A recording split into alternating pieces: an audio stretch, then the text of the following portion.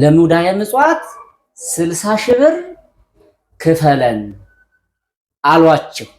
ወደ ቤተክርስቲያኑ የሚገባውን ብርስ እንደማይዘርፉት በምን እርግጠኛ ነው? እንደዚህ የሚያደርጉት ሁሉም አይደሉም፣ በጣም ጥቂት። ዛሬ አንድ አሳዛኝ ቪዲዮ ሲንቀሳቀስ ሲዘዋወር አየሁ ሚዲያ ላይ እና እጅግም አዘንኩበት፣ ተከስኩበት፣ እንባም ተናነቀኝ። ምንድነው እሱ?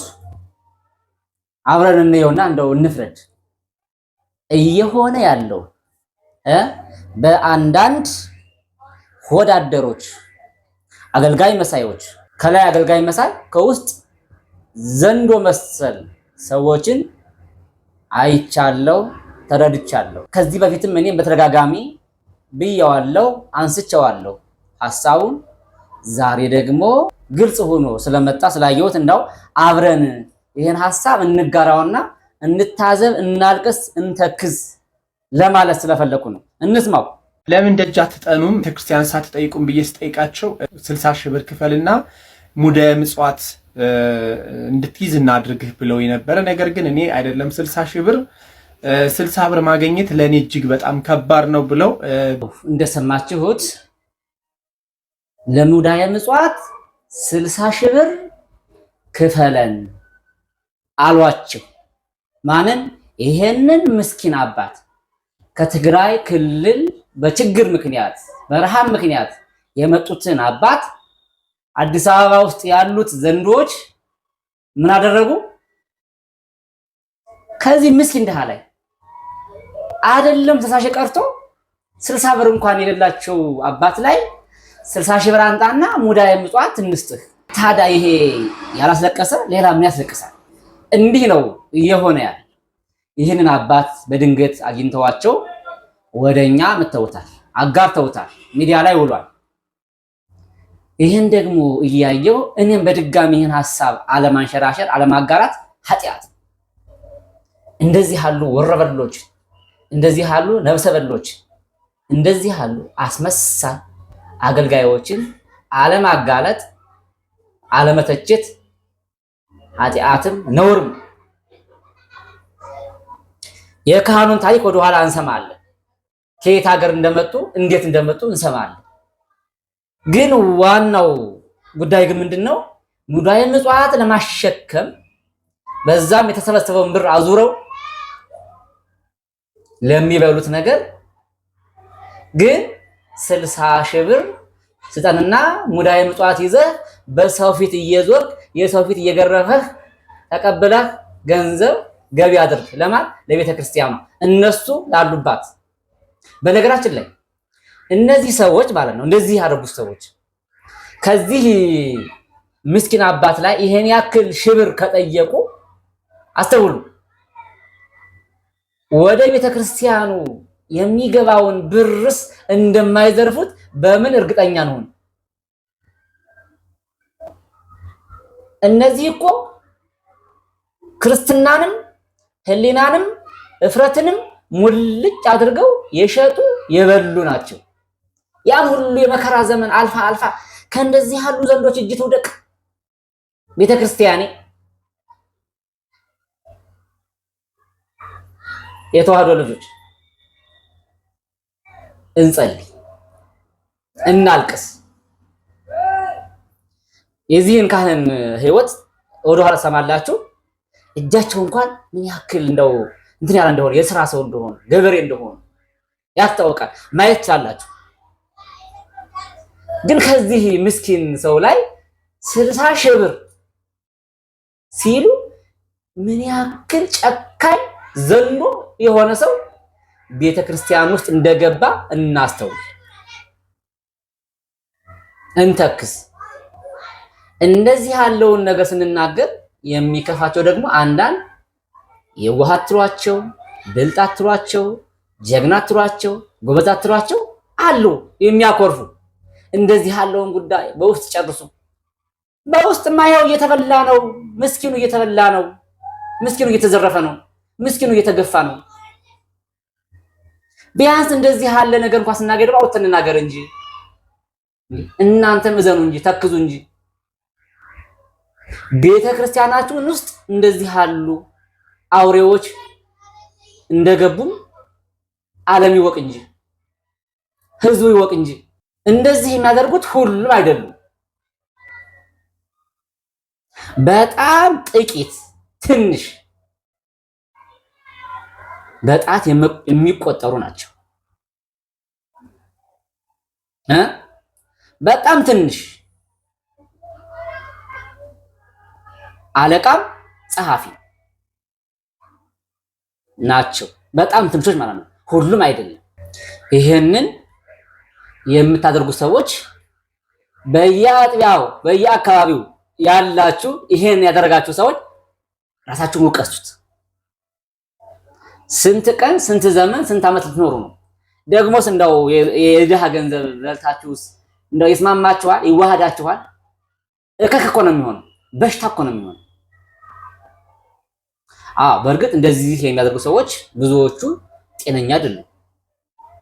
የቤተክርስቲያን ገንዘብ የሚበሉ ሰዎች፣ ከድሃ ላይ ገንዘብ የሚቀሙ ሰዎች በውጭ ለኛ ለእይታ ጤናማ ቢመስሉም በውስጥ ግን በጣም የተመቱ ናቸው፣ የተበሉ ናቸው።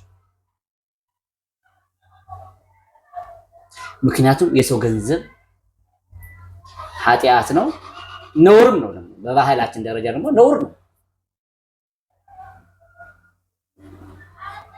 ለማንኛውም እንደዚህ ያለው ጉድ እስኪጸዳ ድረስ እግዚአብሔርን እንጠብቀው እድሜ ከሰጠን።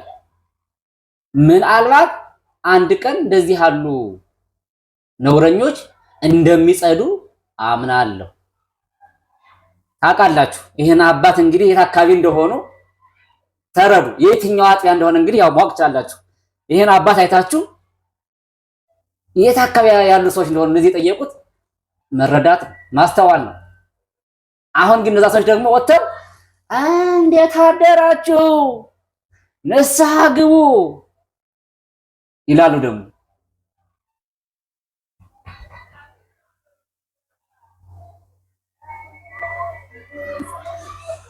ያሳዝናል። እስኪ ለማንኛውም የዚህን የምስኪኑን አባት ታሪክ ከየት ሀገር እንደመጡ እንዴት እንደመጡ ደግሞ በደንብ ስሙት ወደኋላ። ምክንያቱም ቀንጨብ አድርጌ መጀመሪያ ዋናውን ጉዳይ ነው መጀመሪያ ላይ ያደረኩት እና እንደዚህ ያለ ጉድ ነው ያጋጠመን ወገን፣ እንደዚህ ያለ ጉድ ነው ያጋጠመን እያልኳችሁ እንደዚህ የምታደርጉ ሰዎች ግን እግዚአብሔር አሁንም በሽታ ይልቀቅባችሁ፣ ይፍረድባችሁ፣ አይቅናችሁ። ድሃን የምታንገላቱ ለሙዳይ ምጽዋት እንኳን የምትጨክኑ ለሙዳይ ምጽዋት እንኳን ብር የምትቀበሉ ሰዎች እግዚአብሔር ይፍረድባችሁ። እኔ አውቃለሁ ብዙ ቦታ ላይ ሰዎች ልከውልኛል። አሁን ደብር ከደብር ብዬ በመጥራት እችላለሁ። ይሄን ስልህ ትደነግጣለህ። እያንዳንድ ታውቀዋለህ ያደረገውን ነገር ትደነግጣለህ። የሚለው ራሱ አይገልጽም። በጣም ትቀጥናለህ፣ ትከሳለህ። አይዞህ፣ ያለህበትን ቦታ አልናገር፣ ግን እንደው እግዚአብሔርን ፍራ። ሰውን መፍራት የሚባለው ነገር አሁን በቃ ቀርቷል፣ የለም። እሱ ከተረሳ ቆይቷል። ግን እንደው እግዚአብሔርን ፍራ። ዝም ብለህ እንደው እግዚአብሔር አንድ ቀን እንደሚፈርድ ፍርድ እንደሚያመጣ ልክ ቃሉ እንደምትናገረው ትናገር የለ ሰብክ የለም። እግዚአብሔር አዋቂ እንደሆነ፣ እግዚአብሔር ፈራጅ እንደሆነ፣ እግዚአብሔር ቁጣኛ እንደሆነ ሰብክ የለ። ስለዚህ እሱን ቃል ደግሞ ወደ ህይወት አምጣው እንጂ ተግብረው እንጂ ፍራው እንጂ እሱን ቃል እንዴ መንገድ ብቻ ነው እንዴ? አንተም ኑርበት እንጂ ጋይስ። ልበልህ በአራዳ ቋንቋ ይሄንን ይመስላል። ተከታተሉ ቪዲዮ። ባቴ በመጀመሪያ አክብረውን ስለመጡ በጣም ከልብ ነው የምናመሰግነው። እግዚአብሔር አምላክ ደግሞ እንደርሶ አይነት አባት እንግዳ አድርጎ ስለሰጠን እኛም እናመሰግነዋለን። በእውነቱ በዚች ታላቅ ዕለት እንደርሶ ትልቅ ካህን እኛን ለመባረክ ቤታችን ስለመጡ እግዚአብሔር ያክብረው ትላለሁ። ከየት እንደመጡ ያለውን ሁኔታ ቢያጫውቱ፣ ብዙ ቤተሰቦች አሉን ይህን የሚሰሙና ቢያጫውቱን ብለን ወወልድ ወመንፈስ ቅዱስ አሐዱ አምላክ እኔ የመጣሁት ከክፍለ ሀገር ነው የመጣሁት። በችግር ጉዳይ ከልጆቼ ጋር 7 ልጆች ወልጃለሁ። ልጆች ለማሳደግ እዛ አዲስ አበባ መጥቻለሁ። ስራት ላይ ነው ያለሁት። እዛ አንዳንድ ሰው ተባረከ ሰው ካገኘው የሚረዳኝ እዛ ጋር ተኝተን ነው ያለሁት። እግዚአብሔር ሰዎች ካሉ እኔ የሚረዱኝ በእግዚአብሔር ፍቃድ በመድኃኒዓለም ፍቃድ ካሉ እኔ በትህትና እጠይቃለሁ። ትንሽ አማርኛ ይጎድለኛል፣ ቋንቋው ስለሚከብደኝ አሁን ነው የለመድኩት። ግን ከመጣሁበት ትንሽ ነው የምችለው፣ ግን ትንሽ ነው የሚከብደው። ከይቅርታ ጋር እጠይቃለሁ። የአባቴ እንግዲህ በስጋ የወለዷቸው 7 ልጆች አሉት እና የንስሐ ልጆች ስንት ይኖረውታል? እዛ ሀገር 4 የንስሐ ልጆች አሉት። አማርኛ በደንብ አይችሉም ማለት ነው። እሺ፣ ወደ አዲስ አበባ መቼ መጡ? መስከረም 17 2017 1 ዓመት አልፎታል ማለት ነው። እና 1 ዓመት እዚህ ጋር ሲቆዩ እንዴት ነበረ? ቤተክርስቲያን ገብተው እንዲያገለግሉ እድል አላገኙም ነበረ? እስኪ ያጫውቱን ስለሱ። ስለ ቤተክርስቲያንማ ከባድ ነው። ከተማ ነገር ከባድ ነው። እንኳን ቤተክርስቲያን ለመግባት ራሱ ክራይ ቤት ቆስ ከባድ ነው። ቤተክርስቲያን ልትገባ የሆነ ነገር ይጠይቃል።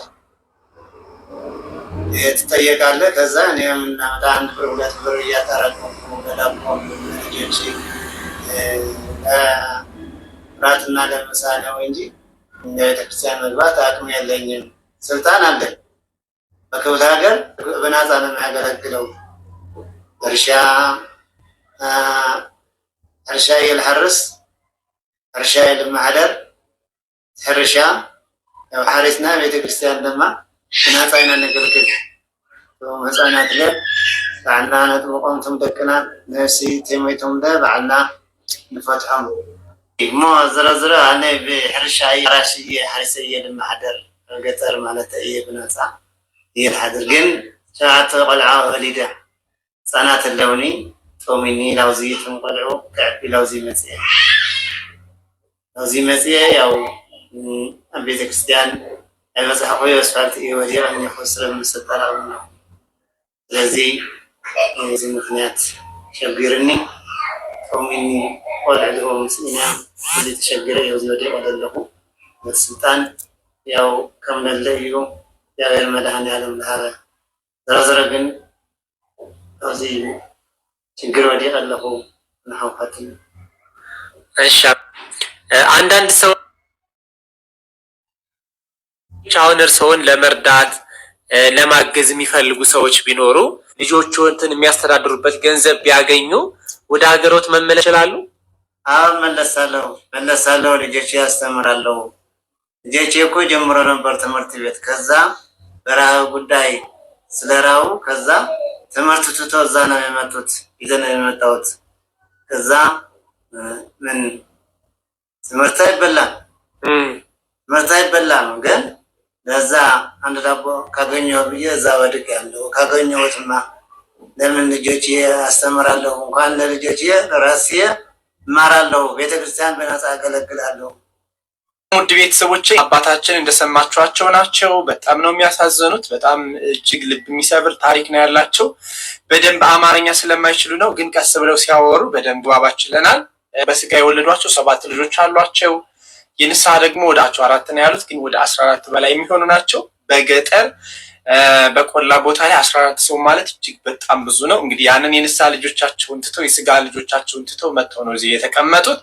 ለምን ደጅ አትጠኑም ቤተክርስቲያን ሳትጠይቁም ብዬ ስጠይቃቸው 60 ሺህ ብር ክፈልና ሙደ ምጽዋት እንድትይዝ እናድርግህ ብለው የነበረ። ነገር ግን እኔ አይደለም 60 ሺህ ብር 60 ብር ማግኘት ለእኔ እጅግ በጣም ከባድ ነው ብለው በልቅሶ ነበር ሲነግሩኝ የነበሩት። ይህን ባለማድረጋቸው ምክንያት ቤተክርስቲያን ውስጥ ጸሎት ለማድረግ ሲገቡ እንኳን በጥበቃ የተደበደቡ እንደወጡ መለመን እንደማይችሉ እዛ አካባቢ ዛሬ እንደውም በዓል ስለሆነ ስለሌሉ እንጂ እንዲሁ ባዘቦት ቀን እዛ አካባቢ እንኳን ተቀምጠው አስፋልት ዳር ላይ ቁጭ ብለው እንኳን እንዲለምኑ እንኳን አይፈቀድላቸው። እጅግ በጣም የሚያሳዝኑ አባት ናቸው። እግዚአብሔር አምላካችን በምሕረት ዓይኖቹ ይጎብኛቸው ነው የምንለው።